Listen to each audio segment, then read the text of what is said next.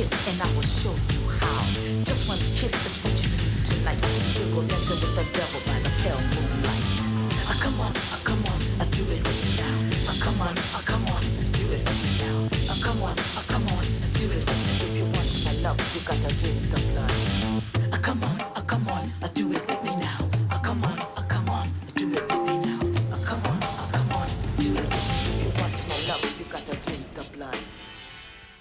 It's an incredible coincidence that I happened to marry somebody with the name of Lawless. And I remember being in the supermarket, I remember the moment actually where I thought, oh, my career, you know, with a name like Lucy Lawless, they're never going to take me seriously. And then eventually I just thought, God, should I be so lucky to be in that position where people are forced to pay any attention to my name anyway. So here I am, and it has been a great, it's ear-catching anyway. It is such a great name, and it's my daughter's name, so it would seem unkind and foolish to change it. I like it. It suits me. My very first idea about being a filmmaker was probably when I was in high school. I read the book The Exorcist and thought, what a great movie this would make. And that was kind of the first insight into reading something and then seeing it later visualized and thinking it was great. And then I made like slide movies in high school. It wasn't until college that I actually got involved in filmmaking. I had no idea when I was in college that I would end up a producer. I enjoyed movies. I took movie classes. It was only once my roommate at the time, his younger brother came up to school, who I was roommates with Ivan Raimi, and his younger brother Sam Raimi came up to school, and we made a Super 8 movie at that time that was an hour long, The Happy Valley Kid, story of a student driven mad. And that kind of gave me the first taste. And then Sam and myself and his friend Bruce Campbell, after making a couple more Super 8 movies, said, geez, we're ready to go make a feature, and dropped out of college and raised a small amount of money to go make a horror film, so. Come on, warrior princess!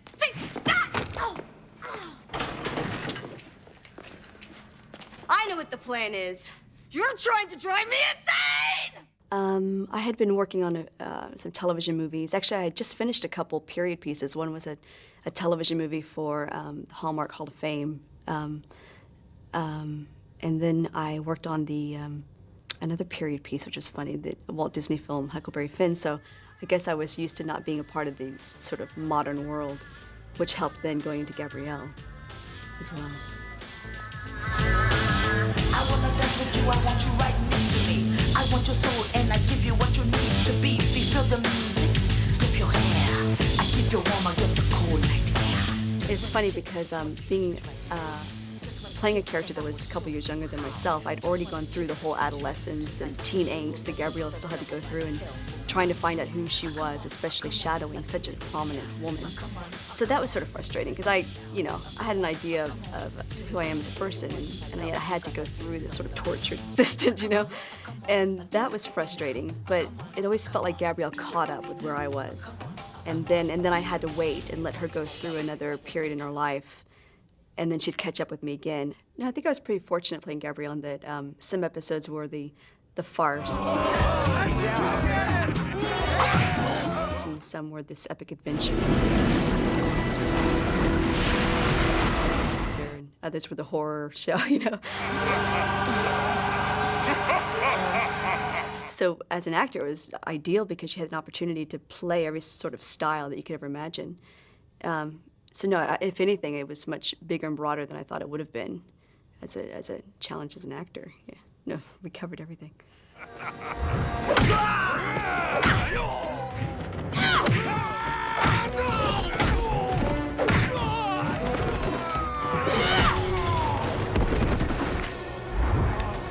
Oh yeah, I loved all the fight scenes. Literally, I could fight all day. But I just loved the ability to be able to take these different weapons and not be great at them, but actually perform them enough that I could, do a little bit of damage if I wanted to, which is kind of scary because, you know, you don't want me with a weapon and hurting somebody. But no, I just loved the element of the choreography and the dance that you had with another person. I guess my background is dance as well, so it just made sense that this was all part of expressing yourself. Now that I've got so many weird skills now, like bull whips and nunchucks and staff fighting and things I'll never use again, but it's kind of fun.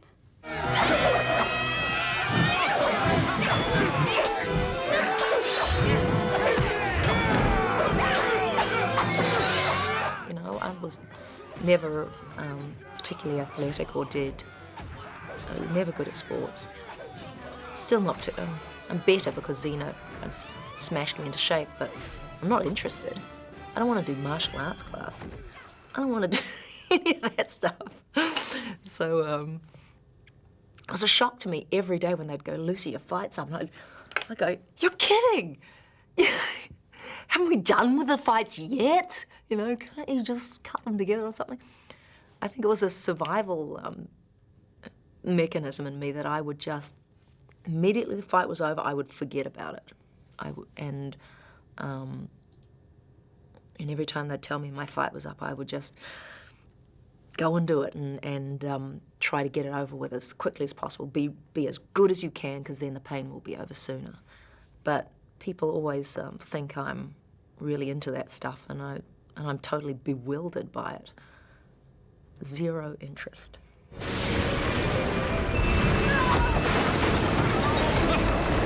We can get past this storm. We'll be able to use the islands for cover. What are you doing? Whoa. Tying you up? All right, I'm game. What do you have in mind? Saving your life. Yeah, it might not have been glamorous, but it was really fun. And I was never bored. Whatever else I felt, I was never bored. Being on a film set to me is like, that's my element. We were incredibly fortunate with Xena. I had forever and a day wanted to make a female superhero show, and I could only see Wonder Woman, and couldn't figure out what it was. And then I had seen some Hong Kong movies and went, well, I know how to make a really great woman villainous. And so I showed it to the head writer on Herc at the time and said we should do some stuff like this, and he totally got it. And so the idea of Xena was really an evil character, Hercules' nemesis. Come back later. But Hercules is here. Hercules? He must have followed us. Why would he do that? Perhaps he doesn't trust me with you. He shouldn't. Or maybe he doesn't think you're man enough to help me. I think we shot those in early January of 1995, and within 2 weeks of finishing the first episode on a 3-episode arc, the studio came to us and said, and Hercules hadn't even gone on the air yet, literally. The series was coming on the end of January, and the studio saw the first rough cut and said, that's a much more compatible show to go with Hercules than what we currently have. We'd like to do it as a series, and it took another 2 months to get that cemented. At that time, my partner Sam had just been involved in The Quick and the Dead, which was Sharon Stone as a gunfighter, and certainly there hadn't been any successful female action shows or action movies that had worked. So there was, Sam worked very hard on the original first episode of Xena, came up with ideas about the father and the family and those kind of things, but was never, I don't think, as sold initially on the idea that it could be like Hercules. And it took a year and an entirely different crowd to come and see Xena than was watching Hercules. My name's Xena. That's Xena with a capital Z. Everything came together. The person the studio had asked us to cast as Xena and Hercules fell out. Lucy fell in.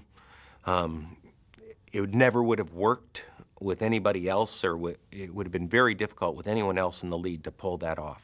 And to have the dedication and the hours of work over 6 years, she and Renee really made that show work. Yeah, a little more cleavage couldn't hurt.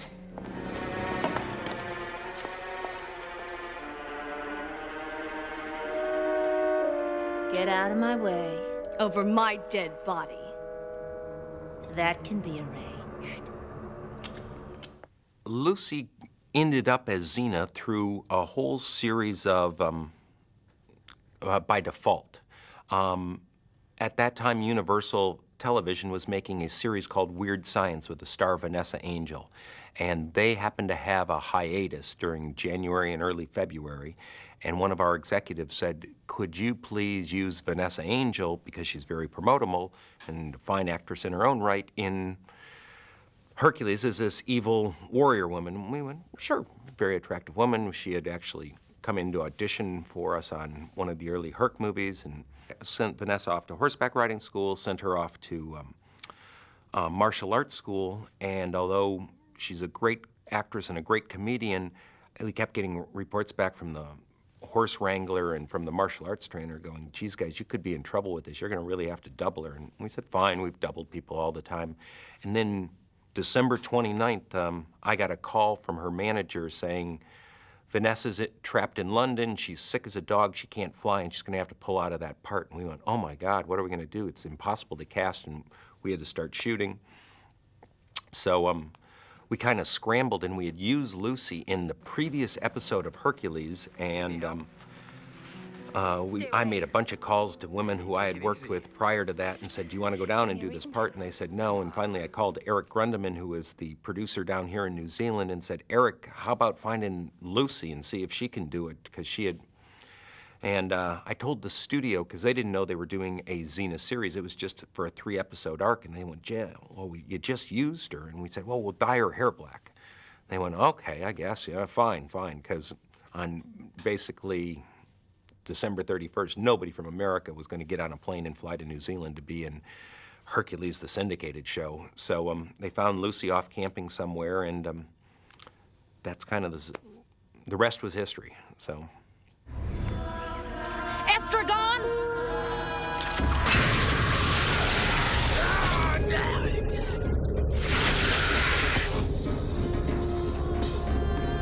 Is this what you do to all your warriors, Xena?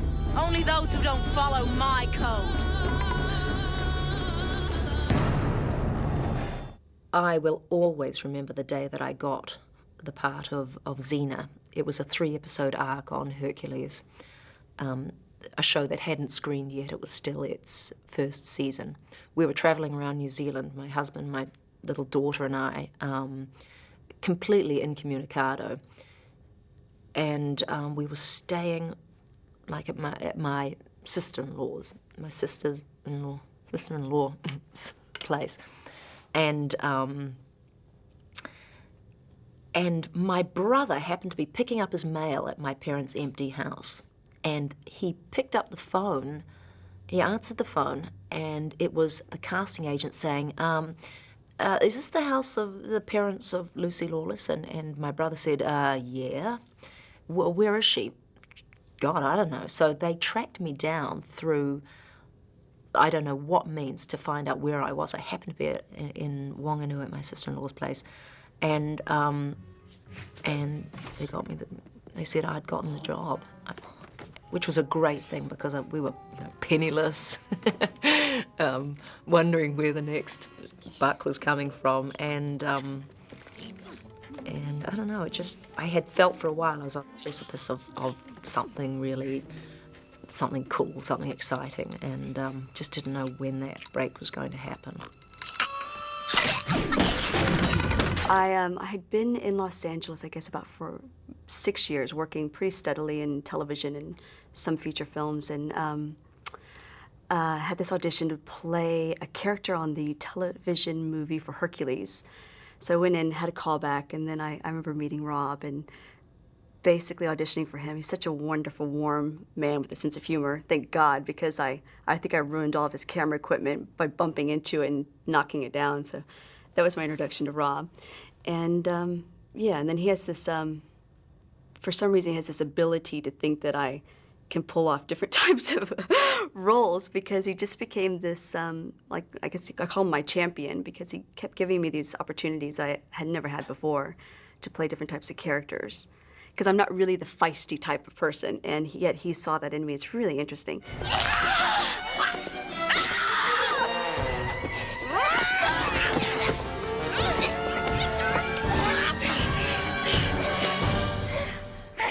And then he put me in another part on his sequel to Darkman, which was going straight to video, which was playing a stripper. And again, I'm actually pretty modest, you know, and I thought, oh, no, Rob, I can't do this. I can't take off my clothes, you know, I can't really, you know, play that. But he just stuck me in the part, and I can't say I did a great job either, but again, it was an opportunity to do something for Rob.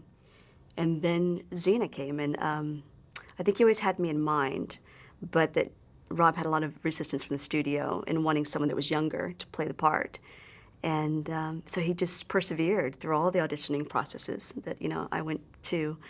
And eventually it worked out, you know, thank God.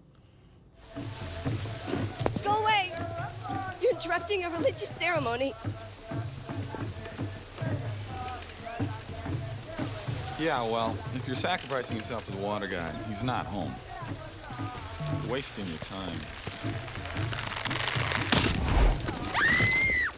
Renee had been in Hercules in the Lost Kingdom, which was one of the 2-hour movies, and I just thought that she had a wonderful on-screen quality of kind of the talkative, chatty girl on her way to being a woman, but still a girl.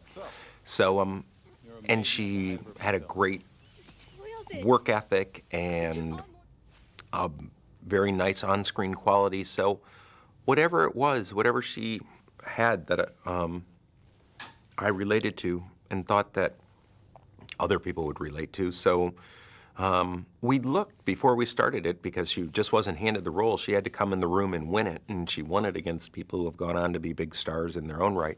Think you can stand? You mean I'm not? Come on. There you go. By the gods. What is it? You are beautiful. Uh-huh. Renee as Gabrielle filled the role of chatty and all those things. Even though Renee is so far from that character, I think Lucy is closer to Xena than Renee is to Gabrielle. There was a moment where Renee and I was in the first season. It was when episode 8 had screened, and there was a big brouhaha from of excitement from the lesbian community, where Renee and I went, the lesbian community? You were kidding me. Whoa, that's cool. We never counted on that. And I think that's where we went, wow, this is something more than any of us. This is beyond our scope, you know, beyond anything we had ever predicted anyway. But, you know, it comes down to someone wanting a feeling of intimacy with a character that maybe they admire. And these characters have changed people's lives. It affected them at a certain time in their life that forever made them admire, you know, the friendship that was there. So I guess that the beauty of Xena and Gabrielle is that people could read into their relationship anything that they wanted to project. And again, you know, it satisfied the children's point of view, yet the sexual point of view too, you know? It was all there, so I think that's why that it's been such a hit for such a long time. Gabrielle, relax. Enjoy yourself for a couple of days. I can handle this without you. Fine. Maybe there are a few problems around here that I can handle without you. Well, if there are, I'm sure you're up to the challenge. See you in a couple of days. I'm sure you're up to the challenge. How patronizing can you get? I just think Gabrielle changed so much over the course of the years. That was another wonderful aspect of playing her, because she started off as this innocent, naive young girl, and yet was affected through traveling with Xena over the years, and, you know, losing her blood innocence and having a child and dying and then coming back to life and then dying and then coming back to life. But I I can't just pinpoint one particular time that Gabrielle came into her own because she kept evolving over the years. For me, again, it was probably the last episode, the last season, that I felt like I came into my own with her. But no, she changed the whole time. I think Lucy and Renee's on-screen relationship mirrored at times their relationship off-screen, but equally, like any relationship over 6 years, they had their disagreements or misunderstandings or whatever it was, but they were both professional enough that it had nothing to do with what happened before the camera. And there were other problems between Herc and Xena, and I have to say, every single person, Kevin, Michael, Lucy, Renee, were 100% professionals. So any problems they may have had between themselves never manifest themselves in any way that harmed the production, harmed the final product, or made it so that the audience would ever know that there was a problem.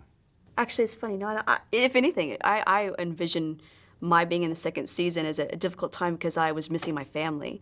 So I was, just trying to film out how I was going to fit into the whole aspect of being a part of a production that was so large and busy, and yet, wanting to be home too. So I guess just being around my new friends, that was probably the fondest aspect, and that they would take me out, It's so much more interesting to go on a different journey than to try to control it. I mean, it's something as better and greater than the sum of its parts if everybody's using one another's ideas. And I often found they would, they'll make you do something unique with a character. It's boring if this character is only you. It's boring to play it, and eventually it'll get very tedious to watch. Nobody's that interesting, so it's much better to be doing somebody else's ideas, and it just keeps it fresher all around. 1L coming up! How the show worked was, I certainly feel that I was the driver all the way through, but I was only as good as the people I surrounded myself with in order to use or reject their ideas, rely on them to bring their unique talents and create an atmosphere that they could flourish and do their best work. So I'm certainly not an autocrat, but I often know exactly what I want, and don't let many things stand in the way of getting there. So we did a musical on Xena that everyone was not committed to, and but I pulled right down the middle and right through it. So.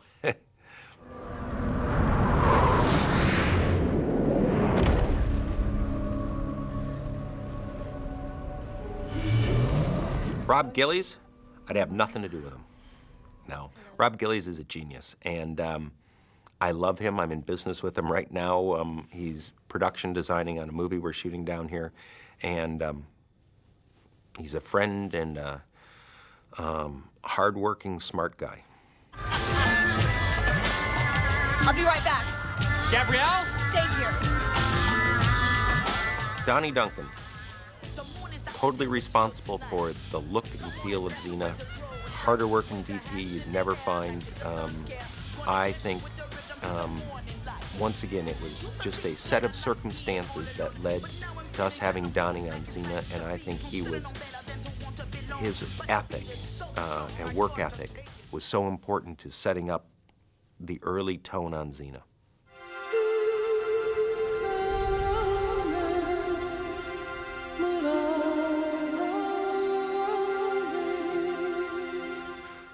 Joe LaDuca, also another person who I would call a musical genius. Joe, Sam and I have worked with now for 25 years. He did the music to Evil Dead going back to 1980, and I think both for Hercules and even more so for Xena, his scores really elevated the whole genre of television music at the time.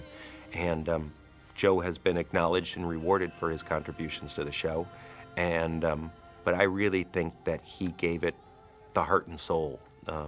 So work with Joe as soon as I can. Nyla Dixon. So Nyla came in, the costume department, the costumings on both shows were brilliant. And everyone involved, because Nyla took over for another woman who I have to say did a wonderful job on Hercules. And then when we started Xena, it was just going to be too much for the other person. And Nyla came in, and the other person went off to do a big movie. But Nyla came in, and I thought her work was absolutely brilliant. And she,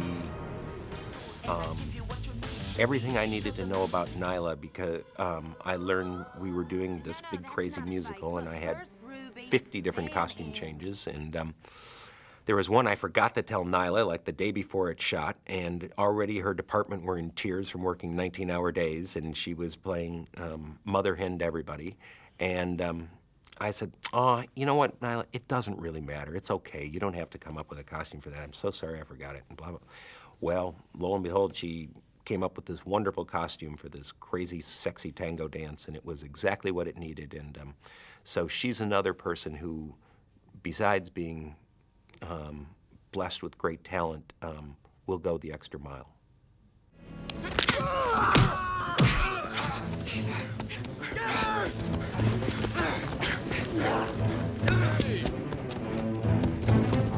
I don't remember this scene, but the character of Dayanara was very feisty and very animated, and just they called me Renee the Bouncing Ball, and that was the character as well. So I was just kind of bouncing all over the place, and I ran into his video equipment, and I remember just bashing it pretty well.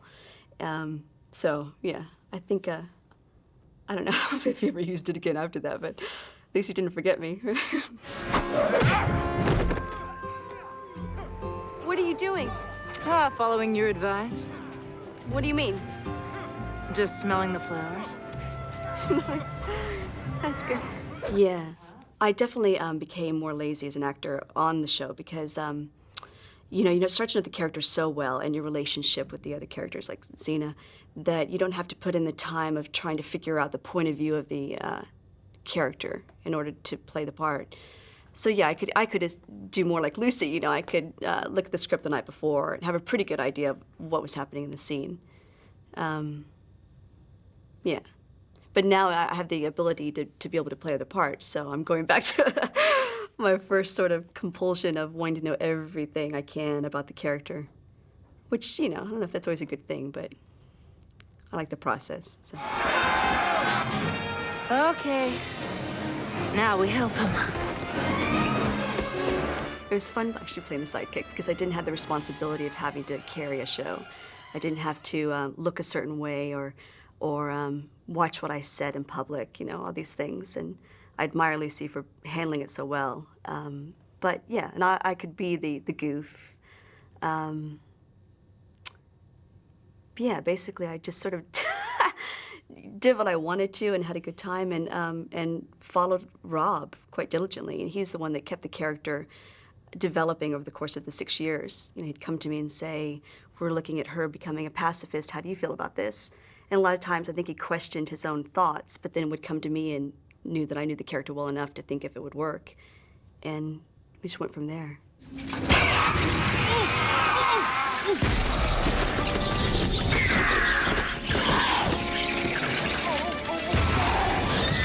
I think that Gabrielle was fascinated by Xena because Xena basically walked into her small town and was the John Wayne that saved the day. And I think she was always looking for a hero that could be brave enough to try to save the world, Little did she know Xena's past, but as she got to know her, she helped her try to redeem the character, really. Yeah, so I think that she just was fascinated by Xena and wanted to be the adventure, part of the adventure that Xena was going to become. Xena, it's pretty obvious how he feels about you. How do you feel about him? You don't sleep as sound as I thought. Yeah, I think we enjoyed letting that ambiguity be there. Sometimes we played on it a little bit, but most of the time I think we just allowed it. I need to know.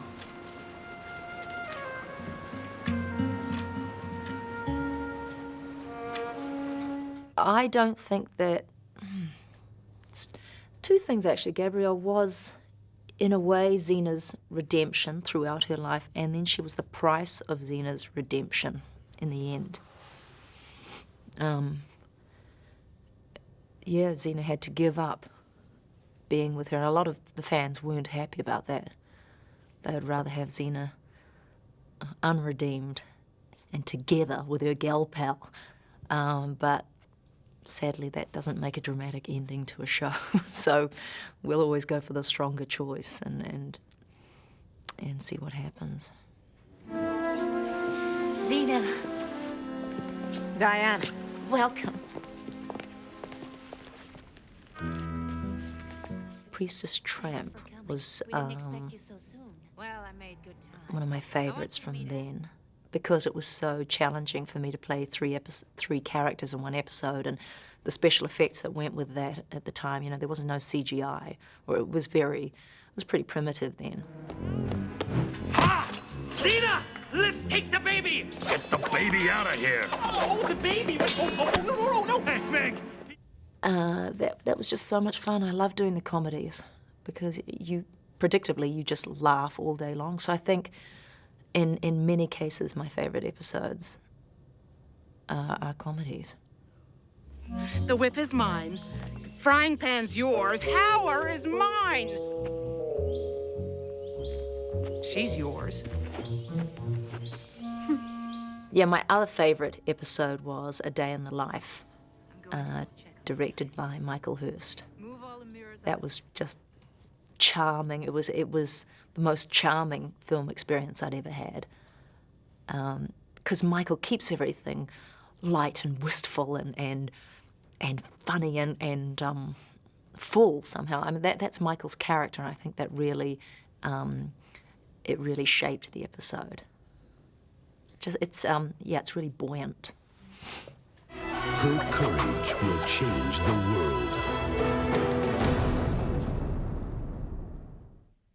Due to the growth of the internet, we got this fan base. We got a heavy woman fan base who, I don't want to say necessarily gay because it wasn't all gay women. It was people who responded to the relationship between Xena and Gabrielle, not so much because they were good friends. In the same way, as a young guy, I responded to Butch and Sundance. It didn't make me gay.